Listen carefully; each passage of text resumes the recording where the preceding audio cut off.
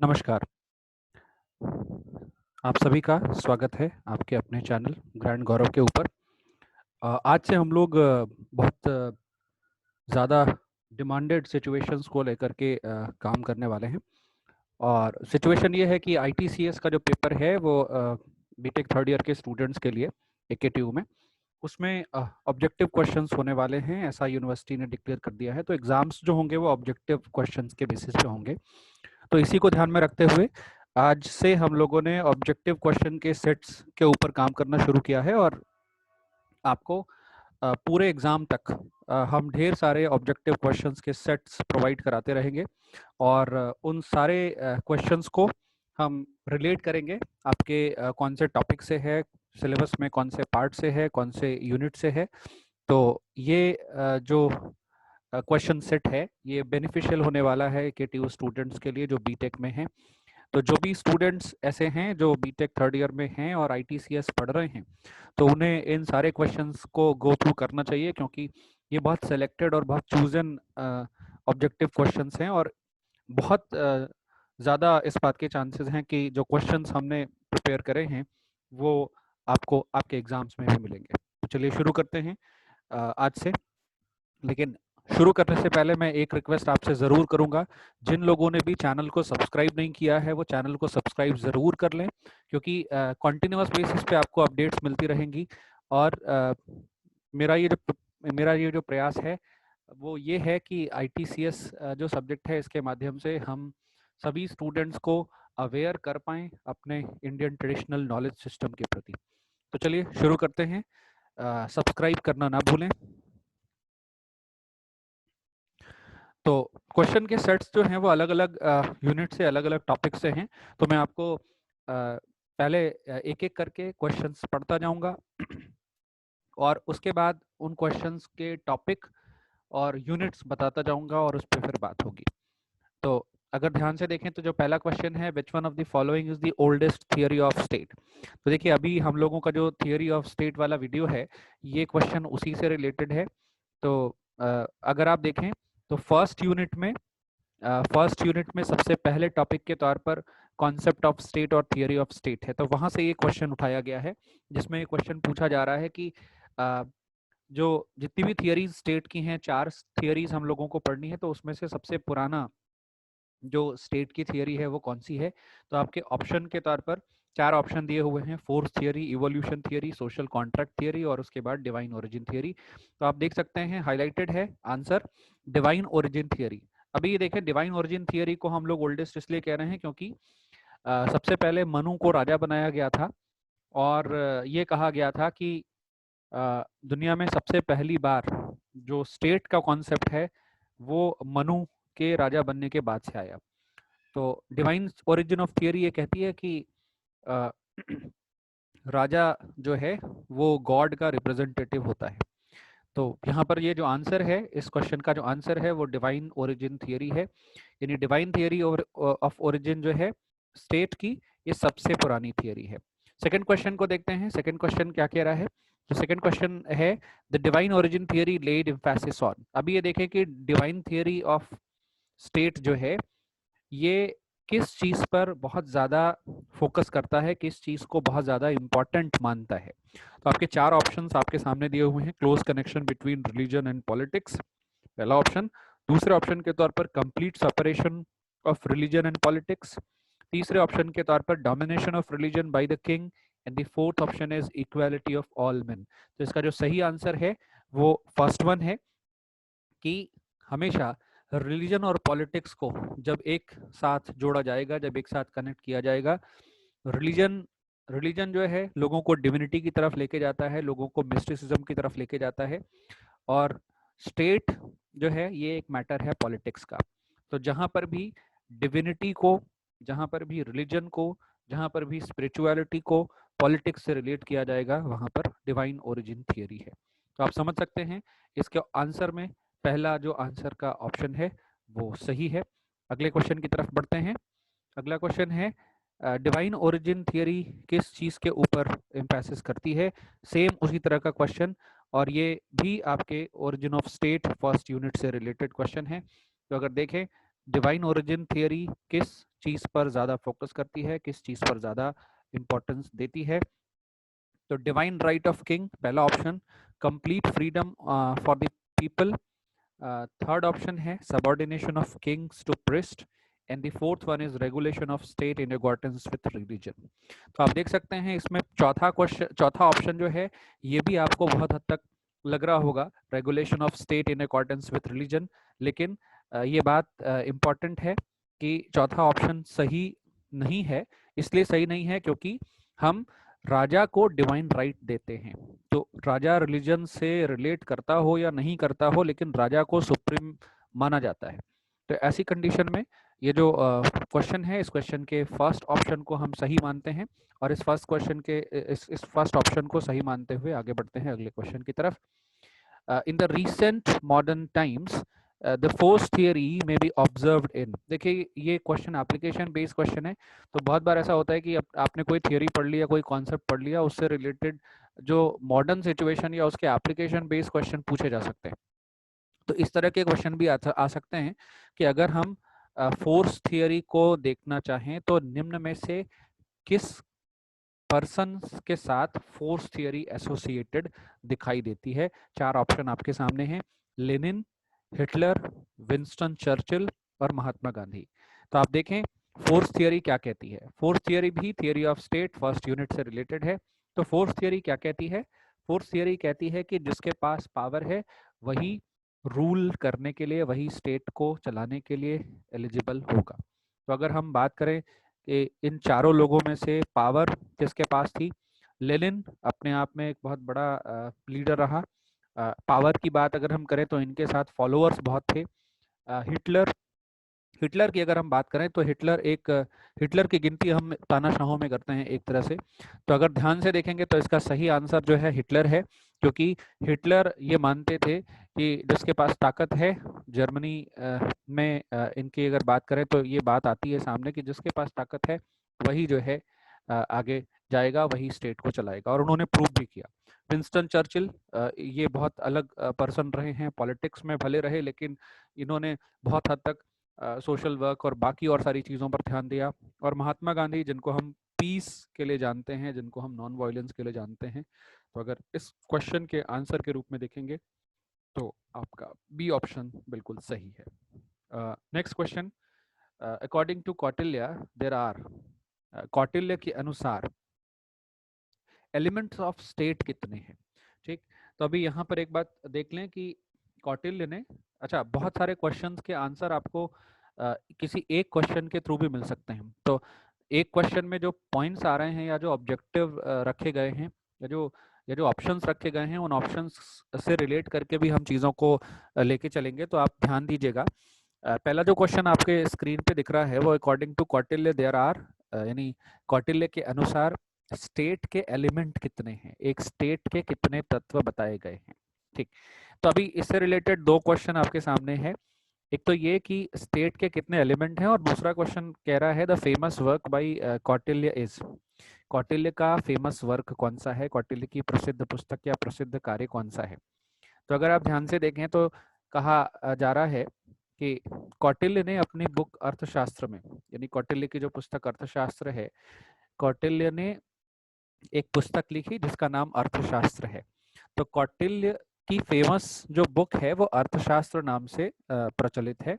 और दूसरा, उसी अर्थशास्त्र नामक पुस्तक में कौटिल्य ने राज्य के 7 अलग अलग तत्व बताए हैं, जिसको हम लोग आगे भी पढ़ेंगे, इसी यूनिट में आगे पढ़ेंगे, सप्तांग थियरी ऑफ स्टेट।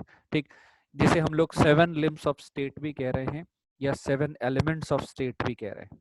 ठीक, तो अगर आप पहले क्वेश्चन के आंसर के रूप में देखेंगे तो ऑप्शन अगर देखें, 4 एलिमेंट है स्टेट के, 5 एलिमेंट हैं, 6 एलिमेंट हैं और 7 एलिमेंट है। तो इसका सही आंसर है कि एक स्टेट के 7 एलिमेंट होते हैं, ऐसा कौटिल्य ने कहा है।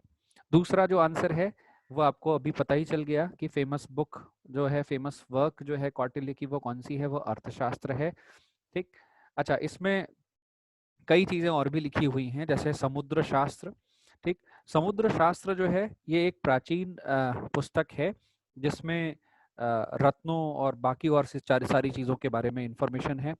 अर्थनीति, अर्थनीति ये कोई पुस्तक नहीं है, बल्कि एक नीति के रूप में इसे बताया जाता है।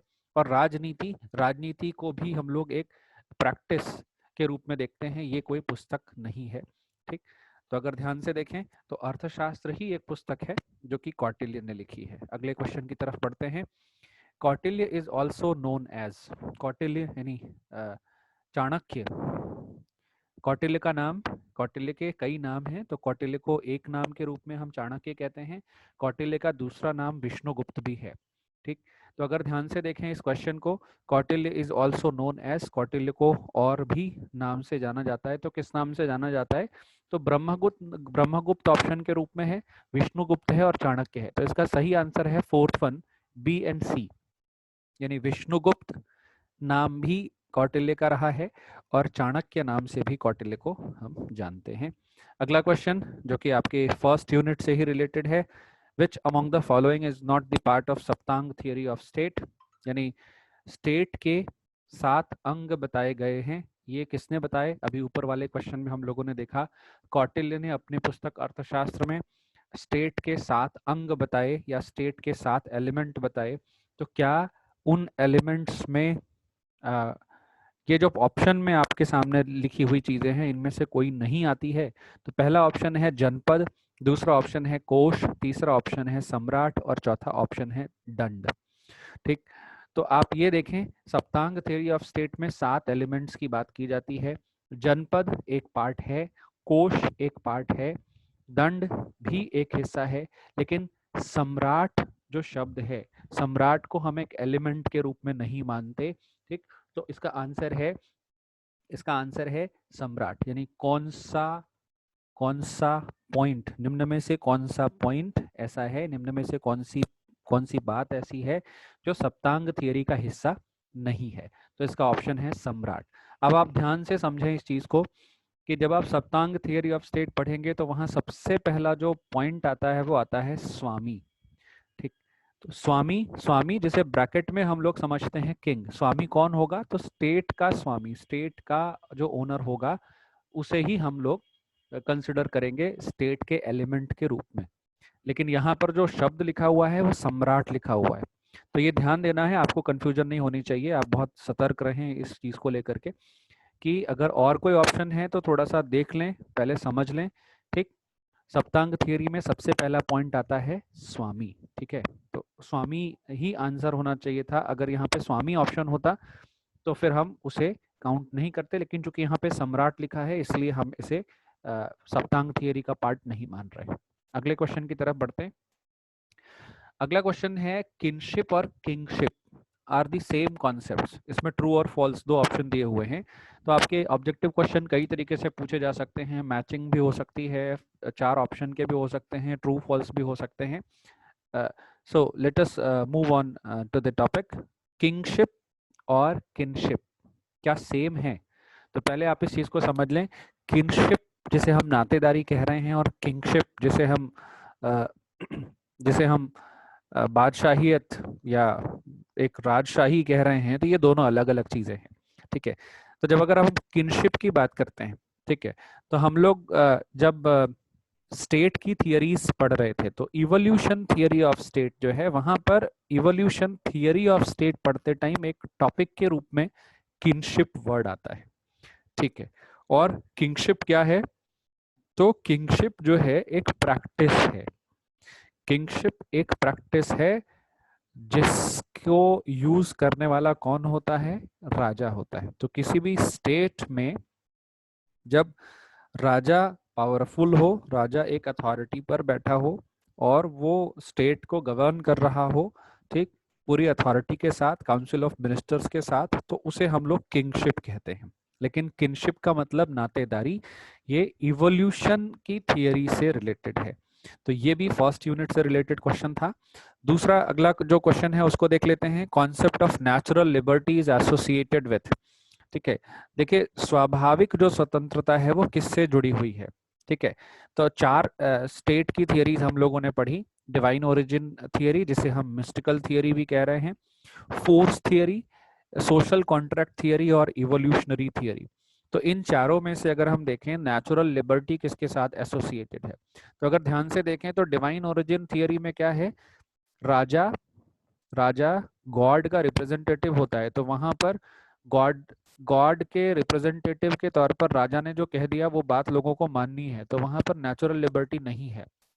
फोर्स थियरी में अपने आप लिबर्टी नहीं है, क्योंकि जिसके पास ताकत है वही शासन करेगा, तो यहाँ पर भी ताकत के आधार पर शासन चलेगा, यानी यहाँ पर भी लिबर्टी नहीं है। सोशल कॉन्ट्रैक्ट थियरी, अगर हम सोशल कॉन्ट्रैक्ट थियरी को देखेंगे तो सोशल कॉन्ट्रैक्ट थियरी ये कहती है कि आपस में समाज के लोगों में या समूह के लोगों में आपस में राज्य को चलाने के संबंध में, एक व्यवस्था को बनाने के संबंध में कॉन्ट्रैक्ट होता है। तो यहाँ पर ही हमें नेचुरल फॉर्म में लिबर्टी दिखती है। स्वतंत्र, प्राकृतिक रूप से स्वतंत्रता हमको वही दिखती है जहाँ समाज के लोग अपने से एक शासन व्यवस्था, अपने से एक स्टेट को फॉर्म करें। तो इसके आंसर के रूप में अगर देखें तो बी ऑप्शन इसका सही है।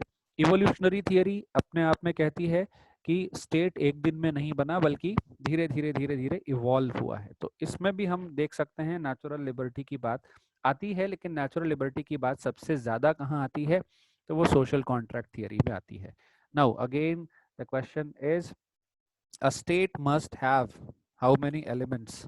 ठीक, अब इसको देखें, अगर हम लोग क्वेश्चन को इस तरह से पूछें कि कौटिल्य के अर्थशास्त्र के हिसाब से या कौटिल्य के हिसाब से स्टेट के कितने एलिमेंट होने चाहिए, तो वहां पर आपको ऑप्शन देखना पड़ेगा।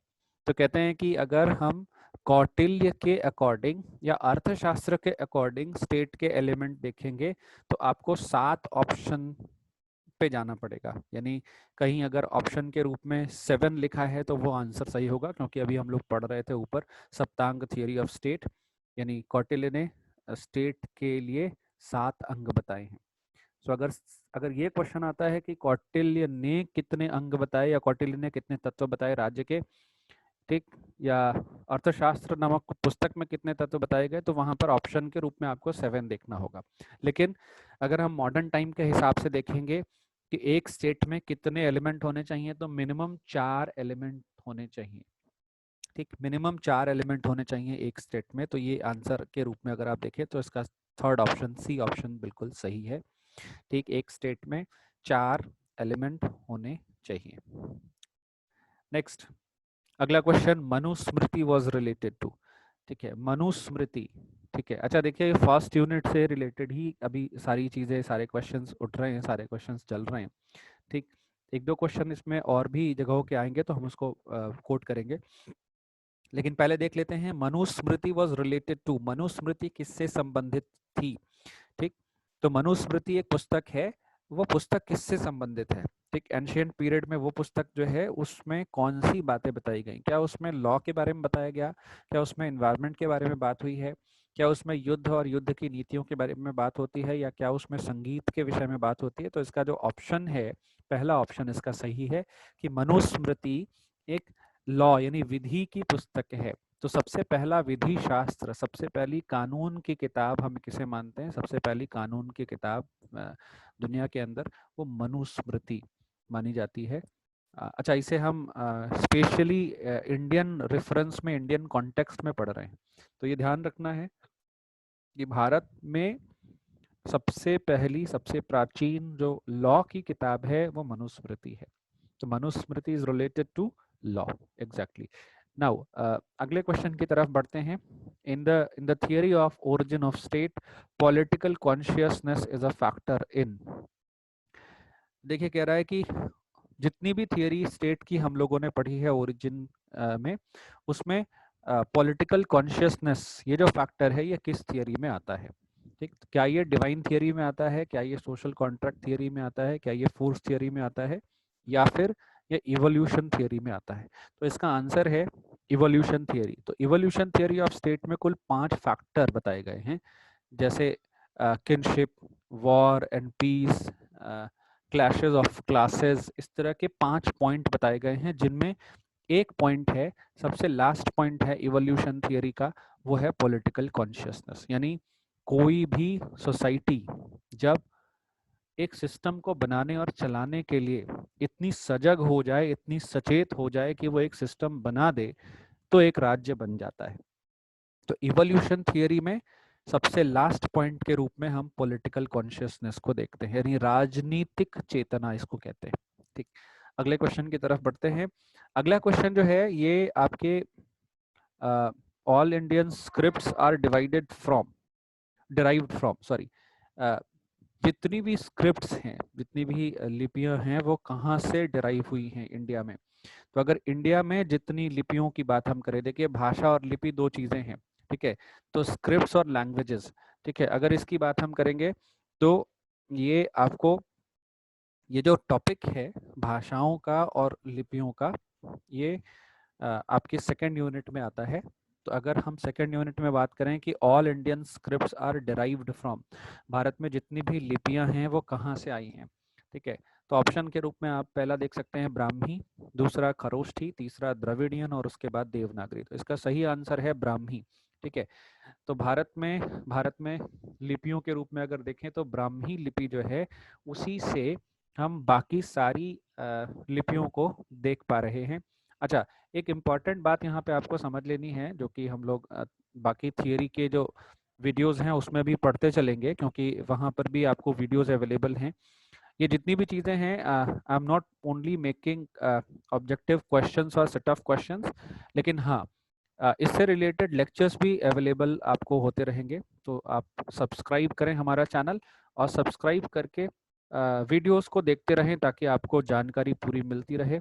केवल क्वेश्चंस से ही काम नहीं चलेगा, लेकिन हाँ, अगर आप जो वीडियोस हैं, लेक्चर्स जो हैं, उनको भी अगर आप देखेंगे तो आपको बहुत बेनिफिट होने वाला है।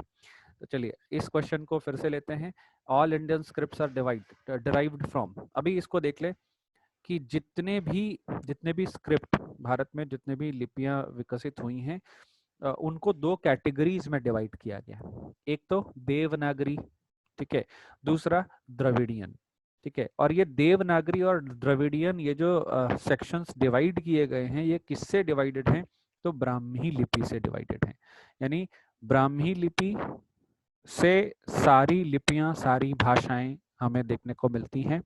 ठीक, अगर हम ब्राह्मी की बात करें तो ब्राह्मी के सब डिवीजन के रूप में हमें द्रविडियन और देवनागरी, ये दो चीजें देखने को मिलती हैं। तो इसका सही आंसर, इस क्वेश्चन का सही आंसर है ब्राह्मी। अगला क्वेश्चन है, योग फिलॉसफी बिलोंग्स टू। देखिए बहुत लोगों को थोड़ी कंफ्यूजन हो सकती है, लेकिन इस क्वेश्चन को देखें आप तो बहुत आपको समझने में ठीक लगेगा और टाइम नहीं लगेगा। योग दर्शन किससे संबंधित है? तो योग दर्शन किससे संबंधित है? चार ऑप्शन आपके पास हैं, वात्स्यायन, प्रहस्तपद, ईश्वर कृष्ण और व्यास। तो ये बात ध्यान रखनी है, आप लोग और हम सभी लोग योग दर्शन को अगर देखें, ठीक है, तो योग दर्शन को लेकर के हम लोग नाम क्या लेते हैं? महर्षि पतंजलि का। आंसर बिल्कुल सही है। बेसिकली महर्षि पतंजलि द्वारा योग दर्शन पुस्तक लिखी गई, ठीक, लेकिन योग दर्शन दिया किसने है? तो व्यास जी ने योग के बारे में बताया, और व्यास जी के द्वारा जो योग की चीजें बताई गई, उनको डिटेल्ड वे में, उनको उनको साइंटिफिक वे में प्रेजेंट करने का, उनको प्रैक्टिकल एस्पेक्ट में प्रेजेंट करने का जो काम है, ये महर्षि पतंजलि ने किया है। तो इसके आंसर के रूप में आप यहाँ पर देखें, योग फिलॉसफी बिलोंग्स टू किससे संबंधित है? तो महर्षि वेदव्यास से संबंधित है। लेटर फेज में अगर आप कहीं पर भी पाएं कि योग दर्शन किसने दिया, ठीक, तो उसका आंसर महर्षि पतंजलि। ठीक, दर्शन किसने दिया, यहाँ क्या है क्वेश्चन, यहाँ संबंधित है। तो ये ध्यान रखिएगा कि योग दर्शन का संबंध किससे है? व्यास जी से है, क्योंकि व्यास जी ने उसको थियोरेटिकली उठाया था, और महर्षि पतंजलि ने उसको प्रैक्टिकल अप्रोच के रूप में प्रेजेंट किया। अगले क्वेश्चन के रूप में देखते हैं। अच्छा, ये योग फिलॉसफी बिलोंग्स टू, ये जो क्वेश्चन है ये किससे संबंधित है? तो आपका जो थर्ड यूनिट है, थर्ड यूनिट में हम लोगों को पढ़ना है 6 फिलोसॉफिकल सिस्टम्स। भारत में प्रचलित 6 दर्शन, तो उनको हम लोगों को पढ़ना है थर्ड यूनिट में। तो वहां पर ये क्वेश्चन आता है, आपको मिलेगा। अगला क्वेश्चन है, find out the odd one, निम्नलिखित में से ऑड वन को ढूंढें, यानी जो ऐसा है ऑड मैन आउट, यानी जो जो सुमेलित नहीं है, उसको ढूंढें। तो अगर आप देखेंगे तो ऑप्शन के रूप में बिल्कुल ये सिंपल सा क्वेश्चन है, इसमें कोई भी प्रॉब्लम नहीं है। अगर हम देखें ऑप्शन को तो पहला ऑप्शन है शिव पुराण, दूसरा ऑप्शन है ऋग्वेद, तीसरा यजुर्वेद और उसके बाद सामवेद। तो अगर देखें तो 3 ऑप्शन आपको वेदों के मिल रहे हैं और एक ऑप्शन आपको मिल रहा है पुराण का, यानी इसका सही आंसर है शिव पुराण। ठीक, ये जो पार्ट है ये आपको मिलता है 3rd यूनिट में ही, जहां पर हम लोग पढ़ते हैं वेदों के बारे में और पुराणों के बारे में, तो वहां पर ही ऑप्शन आपको मिलेगा। तो अगर ध्यान से देखें तो ये तो बहुत आसान सा क्वेश्चन रहा है। अगला क्वेश्चन आपका इंपॉर्टेंट है, find the name of the book written by Aryabhatta. Aryabhatta एक मैथमेटिशियन थे जिनके बारे में आप लोगों ने पढ़ा होगा और जानते भी होंगे। कोई भी स्टूडेंट जो साइंस बैकग्राउंड का है उसने आर्यभट्ट के बारे में तो ज़रूर पढ़ा होगा। ठीक, तो आर्यभट्ट अपने टाइम में बहुत ही फेमस रहे क्योंकि उन्होंने गणित के ऊपर बहुत सारे सूत्र दिए और गणित के ऊपर उन्होंने बहुत काम किया है। ये जो पार्ट अगर आप देख रहे हैं ये 4th यूनिट का है, जिसमें आप पढ़ेंगे mathematics in India, physics in India, chemistry in India. तो वहां से ये क्वेश्चन उठाया गया है कि find the name of book written by Aryabhatta. Aryabhatta ने कौन सी किताब लिखी? तो आपके ऑप्शन के रूप में अष्टाध्यायी। देखिए अष्टाध्यायी नामक पुस्तक जो है ये महर्षि पाणिनि ने लिखी है। नवरत्न, नवरत्न एक पुस्तक है। उसके बाद आर्यभट्टियम, तो आर्यभट्ट ने कौन सी पुस्तक लिखी? आर्यभट्ट ने आर्यभट्टियम नामक पुस्तक लिखी। चौथा ऑप्शन आपका लीलावती। लीलावती ये भास्कराचार्य की पुस्तक है। तो अगर ध्यान से देखें तो आपके सही ऑप्शन के रूप में आपको आर्यभट्ट प्राप्त होता है, यानी आर्यभट्ट के द्वारा ही मैथमेटिक्स के ऊपर जो पुस्तक है आर्यभट्टियम वो लिखी गई। ठीक है, अगले क्वेश्चन के रूप में देखें, a book Vinaya Pitaka contains.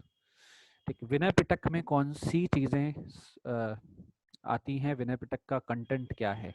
तो क्या विनय पिटक है? तो आप समझ लिए, अगर हम बुद्धिस्ट लिटरेचर के बारे में पढ़ेंगे, ठीक, तो बौद्ध जितना भी साहित्य है उस बौद्ध साहित्य को हम लोग 2 भागों में देखते हैं, एक तो विनय पिटक के रूप में और दूसरा जातक कथाओं के रूप में। ठीक है, तो क्वेश्चन क्या है? क्वेश्चन है बुक विनय पिटक कंटेन्स, विनय पिटक में क्या आता है?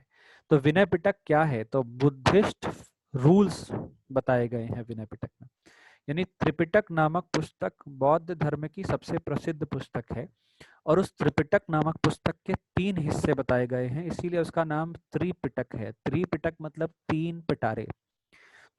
तो त्रिपिटक नामक पुस्तक जो है वो बौद्ध धर्म की पुस्तक है जिसमें हम 3 अलग अलग चीजों के बारे में जानते हैं। तो उसी में से एक है विनय पिटक।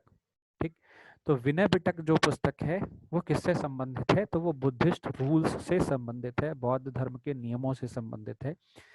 ठीक, अब इसके बाकी ऑप्शन भी अगर आप देखें, वैदिक रिचुअल्स, क्या विनय पिटक का संबंध वैदिक परंपराओं से रहा है, वैदिक रीतियों से रहा है?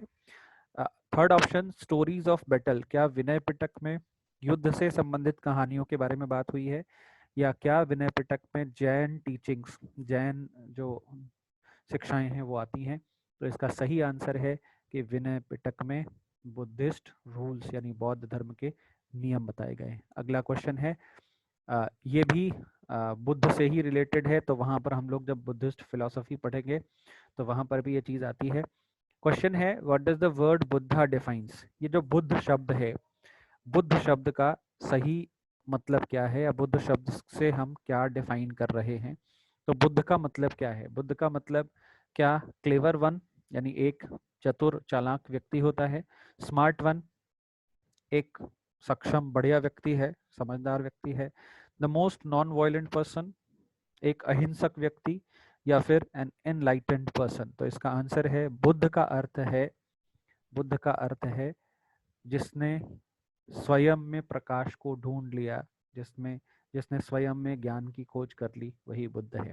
ठीक, तो इसका आंसर है 4th वन यानी D, an enlightened person. Buddha शब्द का अर्थ क्या है? बुद्ध शब्द का अर्थ है नॉलेजेबल पर्सन, एनलाइटेंड पर्सन। अगला क्वेश्चन है, Bhasa was the author of Mahavamsa, स्वप्नवास तत्व, शकुंतला और बुद्ध चरित्र।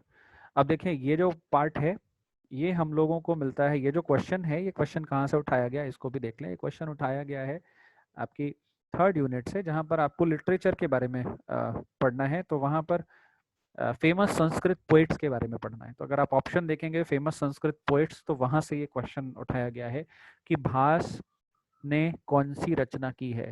तो भास ने कौन सी रचना की है, इसके लिए आपके 4 ऑप्शन है, महावंश, स्वप्नवास दत्त, शकुंतला और बुद्ध चरित्र। तो इसका सही आंसर है बी, स्वप्नवास दत्त। यानी भास नामक जो संस्कृत के लेखक और कवि रहे, उन्होंने स्वप्नवास दत्ता नामक पुस्तक लिखी है। अगला क्वेश्चन है, Alexander was trained by, Alexander को किसने ट्रेन किया था, अलेक्जेंडर के गुरु के कौन थे। वैसे क्वेश्चन 2-3 तरह से बन सकते हैं। एक क्वेश्चन ये बन सकता है कि अलेक्जेंडर वाज ट्रेन्ड बाय, एक क्वेश्चन ये बन सकता है कि who was the teacher, who was the master of Alexander. तो आप कई तरह से, अच्छा अलेक्जेंडर कौन है, यहाँ पे आपको कंफ्यूजन नहीं होना चाहिए। अलेक्जेंडर इंग्लिश वर्जन है सिकंदर का। तो सिकंदर का गुरु कौन था, या सिकंदर को प्रशिक्षण किसने दिया, सिकंदर को सिखाया किसने। तो आपके ऑप्शन 4 आपको देखने को मिलते हैं, सुकरात, अरस्तु, प्लेटो और होमर। ये 4 लोगों के नाम हैं। अच्छा एक इंपॉर्टेंट बात की, ये क्वेश्चन किससे रिलेटेड है, 1st यूनिट से ये क्वेश्चन रिलेटेड। जब हम लोग स्टेट के बारे में पढ़ रहे थे तो वहां पर हम लोग स्टेट के कॉन्सेप्ट के बारे में पढ़ते हुए ये भी जानने का काम करते हैं कि चाणक्य जिसे हम कौटिल्य कह रहे हैं, जब उन्होंने अर्थशास्त्र नामक किताब लिखी तो उन्होंने अर्थशास्त्र नामक किताब लिखने के टाइम कौन सा विदेशी आक्रमणकारी हमारे देश में आया था, तो वो था सिकंदर। यानी चाणक्य के टाइम में सिकंदर का आगमन भारत में हुआ था और उसी का नाम अलेक्जेंडर है। तो Alexander was trained by, Alexander को किसने ट्रेन किया, तो अलेक्जेंडर के गुरु कौन थे, अरस्तु। इसके आंसर के रूप में आप अरस्तु को टिक करेंगे कि अलेक्जेंडर के गुरु कौन थे, अरस्तु। आप इसको याद भी कर सकते हैं, अलेक्जेंडर एरिस्टोटल, अलेक्जेंडर एरिस्टोटल यानी अलेक्जेंडर एरिस्टोटल यानी अरस्तु। दूसरा क्वेश्चन है, Gautam Buddha as a prince was known as, Gautam Buddha को एक राजकुमार के रूप में किस नाम से जानते थे। ये क्वेश्चन बहुत ही सिंपल है, ये आप पहले से भी जानते हैं। इसके ऑप्शन है गौतम, सिद्धार्थ, राहुल और शुद्धोधन। ठीक है, तो इसका सही जो आंसर है वो सिद्धार्थ के रूप में जानते थे। अच्छा इनका पूरा नाम सिद्धार्थ गौतम, बचपन में इनका पूरा नाम सिद्धार्थ गौतम था। तो गौतम और सिद्धार्थ दोनों ऑप्शन में से कोई ऑप्शन एक हो सकता है, लेकिन आप सही ऑप्शन के रूप में सिद्धार्थ को टिक करें, सही ऑप्शन के रूप में सिद्धार्थ को उठाएं कि गौतम बुद्ध। अभी क्वेश्चन में गौतम शब्द ऑलरेडी लिखा हुआ है, तो इसलिए गौतम वर्ड लिखा हुआ है, तो हम लोग ऑप्शन के रूप में जो चीज नहीं है उसको सेलेक्ट करेंगे, यानी सिद्धार्थ। अगला question, the Jatakas are collection of stories, जातकों में किस प्रकार की कहानियां हैं। अभी मैंने ऊपर बताया आपको कि जातक क्या है। मैंने कहा जितना भी बौद्ध साहित्य है, बुद्ध धर्म के बारे में जितनी भी जानकारी है, वो 2 प्रकार की पुस्तकों में हमें प्राप्त होती है। एक तो त्रिपिटक नामक पुस्तक में, दूसरा जातक कथाओं में। तो जातक क्या है, जातक में कौन सी कथाएं हैं, कौन सी कथाओं का संकलन है, क्या बच्चों के लिए वो कहानियां हैं, जातक में बच्चों के लिए कहानियां लिखी गई हैं based on pet Hindu myths. जातक कथाएं क्या हिंदू माइथोलॉजी से रिलेटेड कुछ कहानियां बताती हैं, अबाउट जैन सेंट्स, क्या जैन लोगों के बारे में बताती हैं, या फिर pertaining to several different earlier births of Buddha, Buddha के बहुत सारे पूर्व जन्मों के बारे में बताती हैं। तो इसका सही ऑप्शन है ऑप्शन 4 यानी डी, जातक कथाएं जो है इसमें कौन सी कहानियों का संग्रह है, तो इसमें बुद्ध के पूर्व जन्म की कहानियों का संग्रह है। ऐसा कहते हैं कि गौतम बुद्ध जिस जन्म में सिद्धार्थ के रूप में पैदा हुए, उससे पहले गौतम बुद्ध के लगभग 500 जन्म वो ले चुके थे, और ये 500वां जन्म के रूप में, ये 500वां जन्म के रूप में गौतम बुद्ध के को हम देखते हैं। ठीक, तो इसका सही आंसर है जातक कथाएं भगवान बुद्ध के पूर्व जन्म से संबंधित कहानियों को शामिल करती है। अगला क्वेश्चन है, philosophy propounded in Upanishads is known as, उपनिषदों में कौन से दर्शन के बारे में बताया गया है। ठीक, तो उपनिषदों में कौन से दर्शन के बारे में बताया गया है, अगर हम ध्यान से देखें तो हम लोगों ने वेद पढ़ा, ठीक, वेदों के अंतिम भाग को वेदांत कहते हैं, ठीक। वेदों के अंतिम भाग को या वेदों के सार के रूप में जिन पुस्तकों को रखा गया उन्हें वेदांत कहते हैं। और वेदांतों की जो बात आती है वो उपनिषदों से आती है, ठीक। तो ये ध्यान रखेंगे कि जब भी उपनिषदों की बात आती है, उपनिषदों को हम किस रूप में देखते हैं, उपनिषदों को हम वेदांत यानी वेदों के अंतिम अंग या हिस्से के रूप में देखते हैं। तो इसका जो आंसर है वो आंसर बी सही है। क्वेश्चन नेक्स्ट देख लेते हैं। The three jewels, triratna of Jainism. अच्छा, ये ध्यान देने वाली बात है कि त्रिरत्नों की बात हम लोग बौद्ध धर्म में भी देखते हैं और जैन धर्म में भी देखते हैं। सही मायने में अ, गौतम बुद्ध के बहुत बाद त्रिरत्न जो टर्म है वो यूज किया गया। लेकिन अगर हम जैन धर्म की बात करते हैं तो सही मायने में त्रिरत्न शब्द जैन धर्म से ही संबंधित है। तो आपको कंफ्यूजन नहीं होना चाहिए, त्रिरत्नों की बात बौद्ध धर्म में भी होती है और त्रिरत्नों की बात जैन धर्म में भी होती है। लेकिन जो जो रियल और ओरिजिनल जो त्रिरत्न शब्द प्रयोग किया गया वो सबसे पहली बार जैन धर्म में ही किया गया। तो वो जैन धर्म में कौन से त्रिरत्न है? Right faith on intention, right knowledge and right conduct. ये आपके ऑप्शन सही हैं। बाकी आपके ऑप्शंस कुछ भी और हो सकते हैं, उन ऑप्शंस को आपको ध्यान में नहीं लेना है। आपको सही ऑप्शन के रूप में राइट फेथ या इंटेंशन, राइट नॉलेज और राइट कंडक्ट को लेना है। और अगर हम बौद्ध धर्म के त्रिरत्नों की बात करें तो वहां पर 3 पॉइंट्स आते हैं, बुद्ध, संघ और धर्म, ठीक। इसी आधार पर वो बात कही जाती है, बुद्धम शरणम गच्छामि, संघम शरणम गच्छामि और धम्मम शरणम गच्छामि। तो ये जो 3 वर्ड हैं, बुद्ध, धम्म और संघ, ये बौद्ध धर्म के त्रिरत्न हैं। और जैन धर्म के त्रिरत्न हैं right faith, right knowledge and right conduct. अगले क्वेश्चन की तरफ, सॉरी। तो यहाँ पर हम अपने क्वेश्चन के सेट को खत्म करते हैं। आशा करते हैं कि आपको ये सारे क्वेश्चंस बहुत हद तक रिलेटेड लगे होंगे आपके सब्जेक्ट से और यूनिट से। और जितने भी ये क्वेश्चंस हैं बहुत चुन करके हम लोग लेके आए हैं। तो ऐसे ही बाकी क्वेश्चंस के लिए, ऐसे ही बाकी और कंटेंट और क्वेश्चन सेट्स के लिए बने रहिए हमारे साथ। हम एक बार फिर आपके पास आएंगे और एक बार फिर आपको बहुत सारे क्वेश्चंस, बहुत सारे ऑब्जेक्टिव क्वेश्चंस के माध्यम से जो ITCS का कंटेंट है वो प्रोवाइड करने का काम करेंगे। तो आज के लिए इतना ही।